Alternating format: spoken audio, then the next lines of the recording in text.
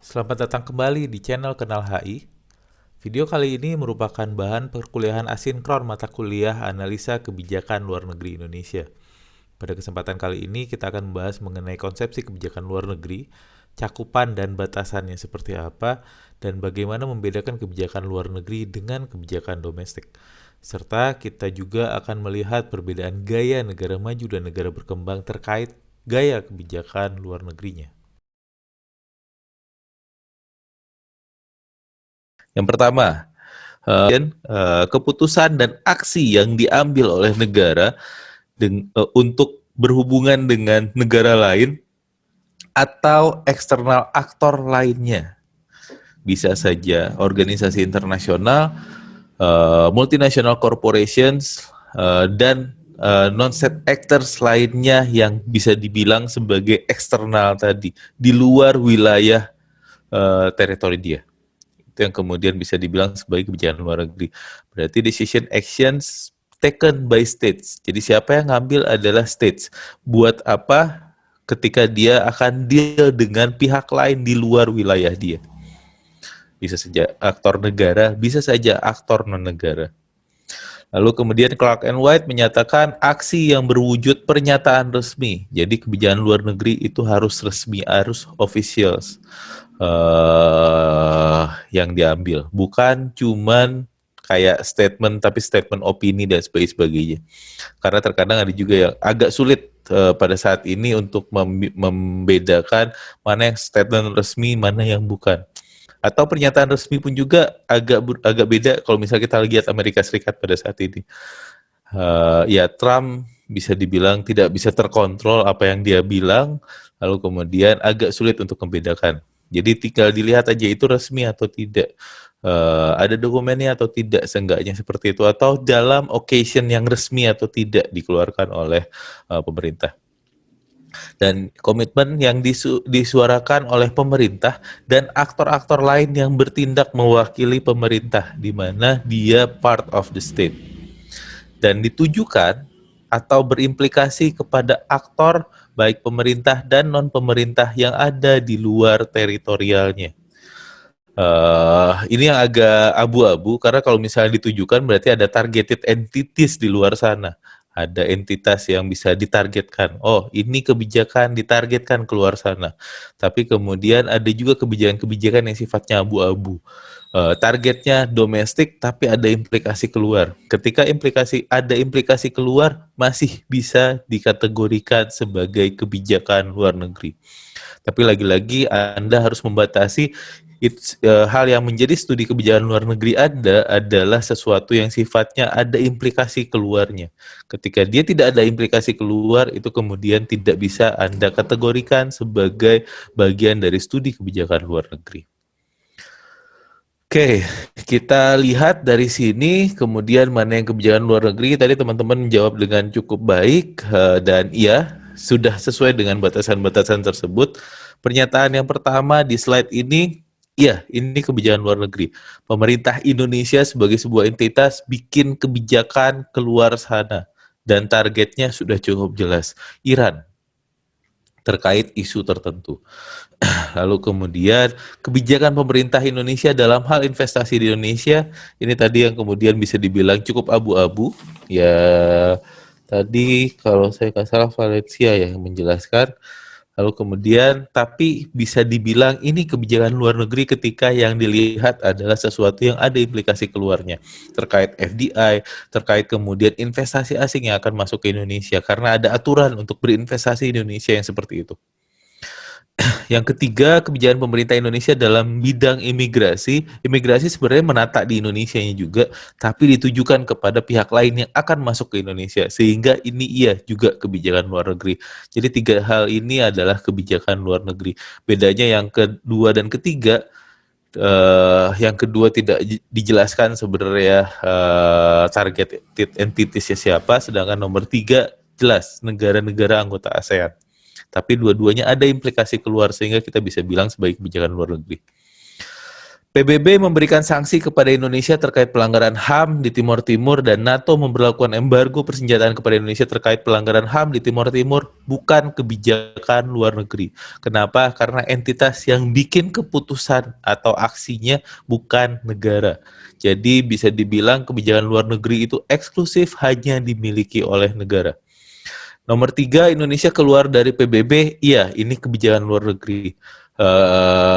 Stance yang kemudian diambil oleh Indonesia terhadap situasi tertentu di luar sana, such as external actors. Lalu kemudian Amerika Serikat memberlakukan embargo persenjataan kepada Indonesia. Ya, ini adalah kebijakan luar negeri yang dikeluarkan oleh Amerika Serikat terhadap entitas lain di luar negaranya, yaitu Indonesia. Ke sini, kebijakan pemerintah Indonesia dalam memberlakukan kembali PSBB bukan kebijakan luar negeri karena benar-benar targetnya adalah domestik, entitasnya kemudian domestik, tidak ada kemudian implikasi keluar. Hal tersebut juga sejalan dengan yang nomor 2, tidak ada implikasi keluar. 3 dan 4 bisa dibilang studi kebijakan luar negeri karena ketika kita bicara tentang entitas di luar sana, yaitu perjanjian internasional. Lalu kemudian nomor 4 pun juga seperti itu, perjanjian internasional. Walaupun bukan berarti kemudian serta-merta kalau misalnya Anda pakai isu ini, tapi lebih dipakai untuk menjelaskan implementasinya. Ketika Anda menjelaskan implementasi, misalnya subsidi pertanian, implementasi perjanjian WTO terkait dengan subsidi pertanian. Studi kasus pencabutan subsidi pertanian atau pembatasan subsidi pertanian di let's say Jawa Barat. Udah nggak bisa dibilang sebagai kebijakan luar negeri lagi. Ketika misalnya dilihat implementasi ya pasti cuma di domestik saja. Termasuk kemudian penanganan pandemi yang nggak ada implikasi keluar. Jadi lagi-lagi ketika menandatangani bagaimana keputusan itu dibuat, itu adalah kebijakan luar negeri. Tapi ketika Anda bilang implementasinya dan sebagainya, mungkin nggak bisa dianggap sebagai kebijakan luar negeri karena studinya bisa dibilang studi implementasi di dalam negeri. Yang terakhir tadi, pernyataan saya Ridwan Kamil dan Seoul, kebijakan luar negeri. Walaupun kemudian pemerintah daerah, tapi dia berhubungan dengan entitas di luar sana, dan dia bisa dibilang parsial di dalam negeri. Jadi parsial dalam artian dia parsial cuman mewakili kota tertentu. Itu mirip juga parsialnya ketika misalnya ada kementerian, let's say hukum dan HAM terkait dengan imigrasi. Dia cuma ngurusin imigrasi aja misalnya. Tapi ada implikasi keluar dari wilayah dia. Ini kemudian yang dibilang sebagai foreign policy analysis, karakternya. FPA is characterized by its actor-specific focus. In the simplest term, it is the study of the process, effect, causes, or outputs of foreign policy decision-making in either comparative or case-specific manner. Jadi, studi kebijakan luar negeri ini bisa dibilang studi yang cukup khusus dalam HI, bukan cuma HI malah, karena di beberapa negara ini dia tidak di bawah international relations tapi di bawah public policy karena kita bicara tentang pembuatan kebijakan dan sebagainya. Dan tadi spektrumnya bisa saja Anda membahas proses pembuatan kebijakan, efek dari kebijakan tersebut, causes dari kebijakan, lalu kemudian output dari kebijakan. Dan kebijakan luar negeri ini cukup spesial juga. Kenapa? Karena bisa saja kemudian yang akan Anda lakukan untuk menganalisa kebijakan luar negeri bisa saja komparatif. Komparatif misalnya seperti yang tadi bilang. Ada kebijakan, ada pola kebijakan tertentu, lalu kemudian kenapa dengan kasus yang bisa dibilang agak mirip, Indonesia punya posisi yang berbeda. Di Uighur seperti itu, di Rohingya seperti yang lainnya misalnya. Atau selain komparatif bisa saja case specific manner terkait dengan kasus spesifik, lalu kemudian Anda jelaskan. Mungkin teman-teman pernah dengar Graham Allison yang kemudian menulis tentang kebijakan luar negeri Amerika Serikat ketika Cuban Missile Crisis, di mana dia mengetes tiga model pada waktu itu, ada RAM, Rational Actors Model, lalu kemudian Bureaucratic Politics, sama satu lagi Organizational Model.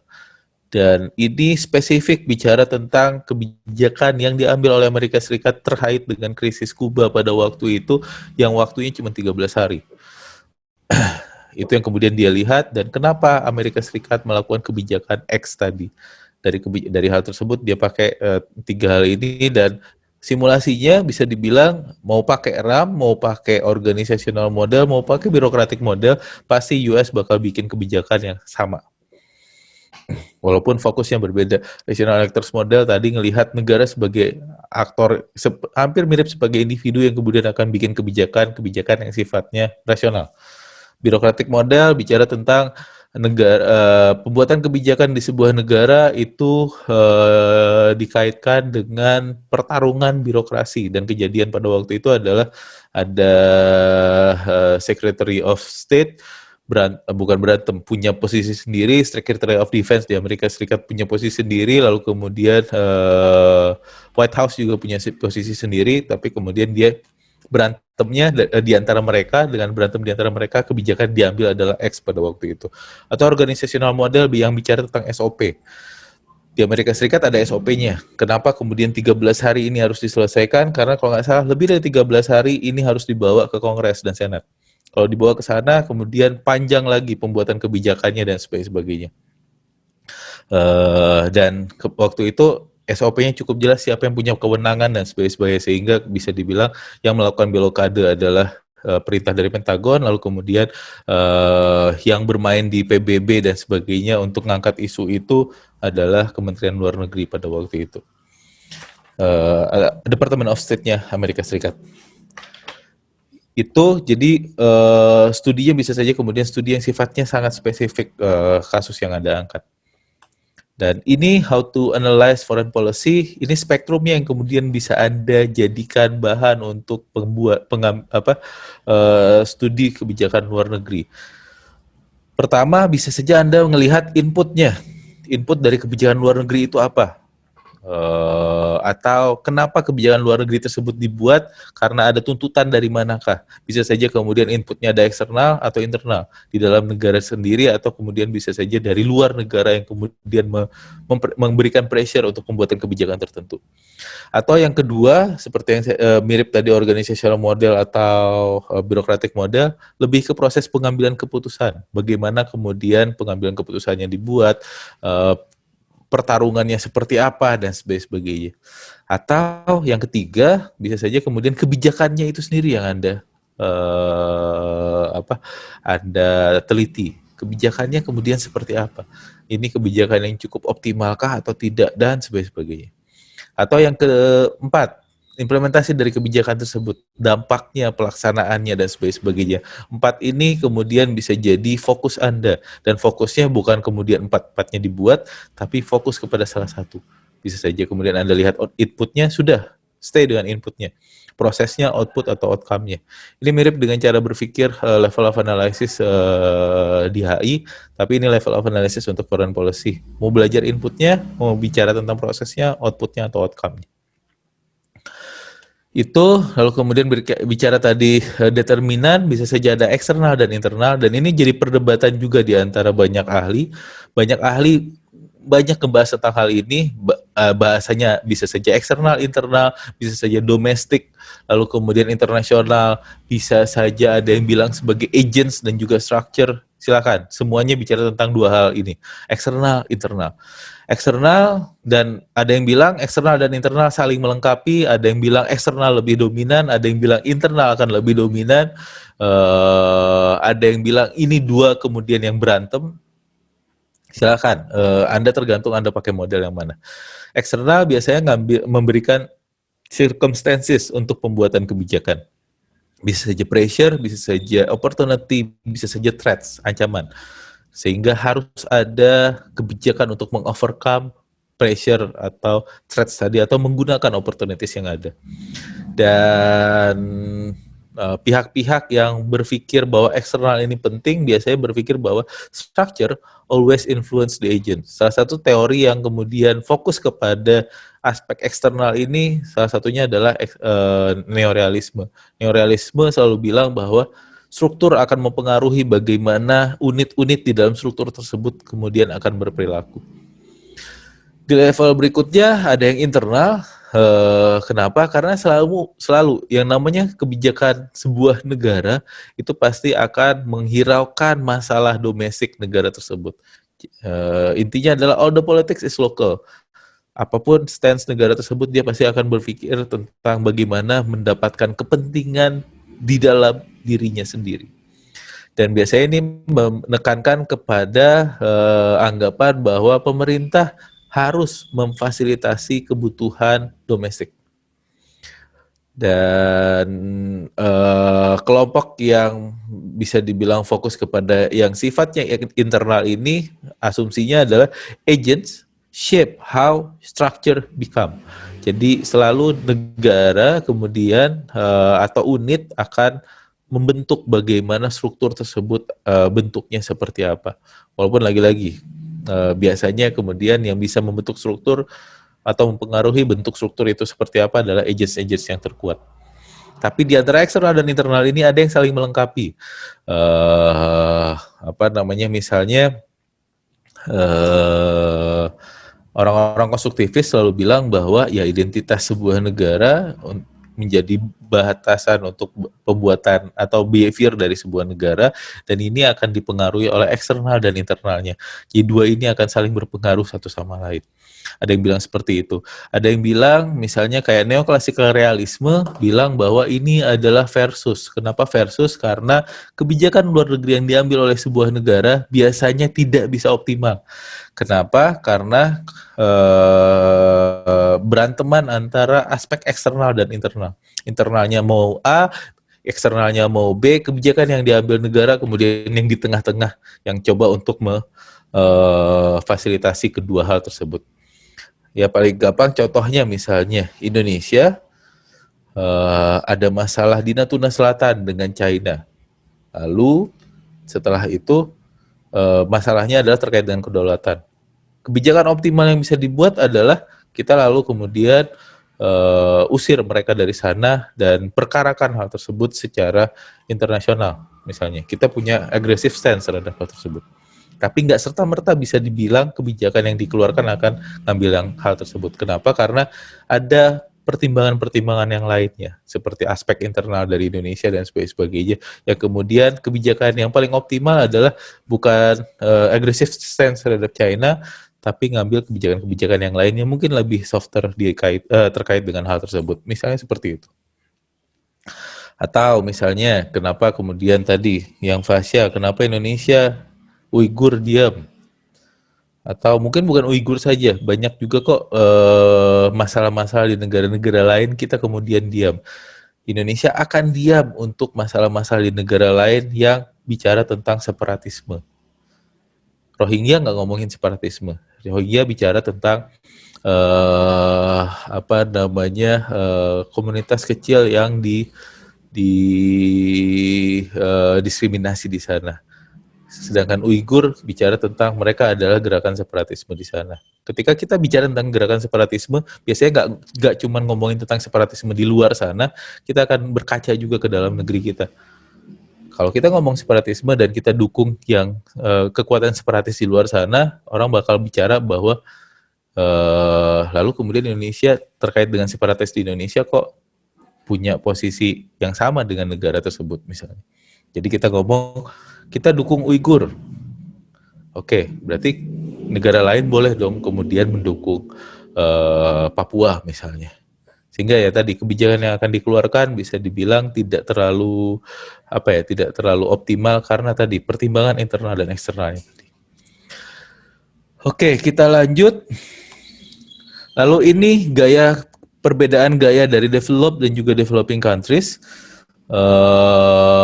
untuk pengambilan kebijakan luar negerinya. Developed countries biasanya punya sistem yang lebih mature, yang lebih matang, bisa dibilang seperti itu. Dia sudah punya SOP yang cukup jelas. Jadi kalau pakai organizational modelnya Alison, ya kita udah negara-negara tersebut sudah punya SOP yang cukup jelas. Siapa yang kemudian punya mengambil kebijakan dan sebagainya. Siapa yang punya otoritas dan sebagainya. Tapi pembuatan kebijakan di negara yang maju ini biasanya lebih kompleks. Kenapa? Karena ada check and balances. Bisa saja check and balancesnya dari pihak yang resmi kayak misalnya legislatif dan sebagainya, atau mungkin bisa saja kepada gerakan-gerakan lain kayak misalnya media, opini publik dan sebagainya.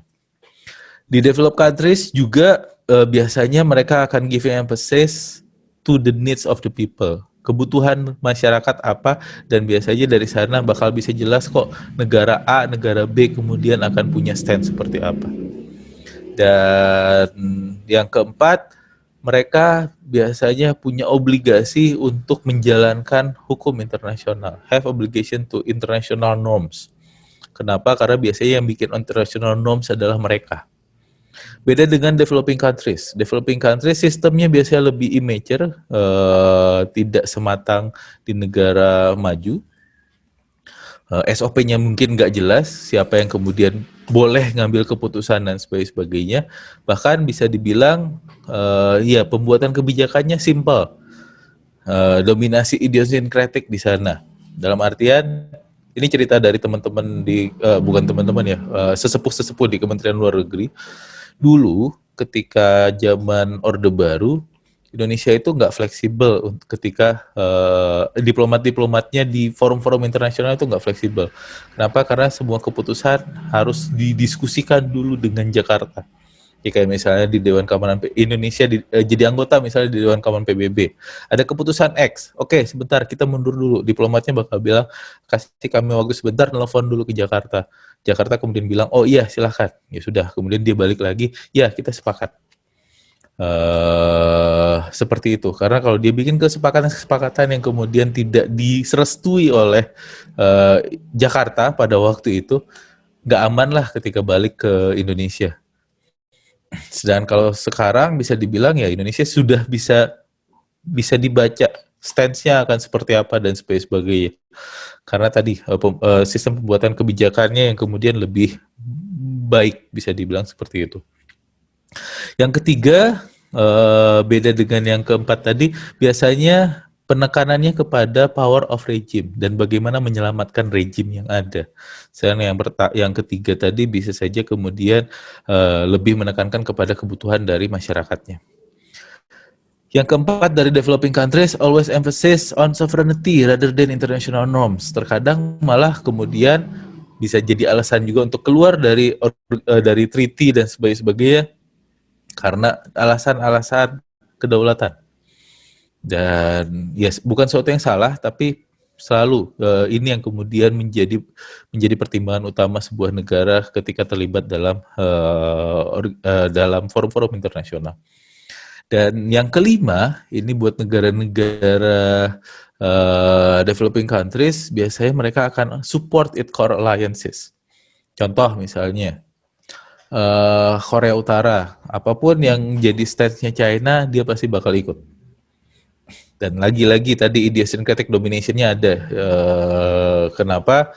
Ya keputusan utama itu ada di supreme leader, di Kim Jong Un misalnya. Agak beda dengan negara-negara developed countries yang kemudian nggak tentu dia bakal support its core alliances. Contoh misalnya ya Amerika Serikat dengan negara-negara NATO, core-nya adalah AS. Tapi kalau Anda lihat-lihat lagi, masih banyak kok negara-negara yang agak-agak nyeleneh, agak-agak kemudian bisa dibilang nakal terhadap Amerika Serikat. Kenapa? Karena mereka giving emphasis to the need of the people. Contoh, Jerman banyak posisi-posisi dia yang kemudian agak against terhadap Amerika Serikat.